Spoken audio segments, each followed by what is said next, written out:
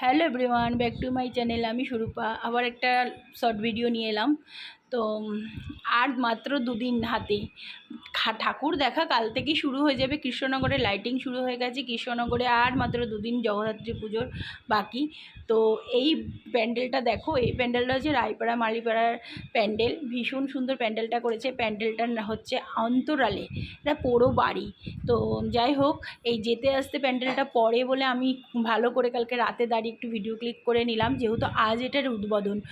কৃষ্ণনগরে সত্যি এবার খুব সুন্দর সুন্দর প্যান্ডেল হয়েছে। তা সবগুলো তো আর ঘুরে ঘুরে তুলতে পারি না, রাস্তায় যেতে আসতে যে দুটো পড়ে। তো এটা যেহেতু আজকে এটার উদ্বোধন, তো সেটা কমপ্লিটই হয়ে গেছে, তাই তোমাদের দেখালাম। পারলে একবার সব চলে এসো সবাই কৃষ্ণনগরের প্যান্ডেল আর পুজো ঠাকুর দেখতে, এটা বলবো।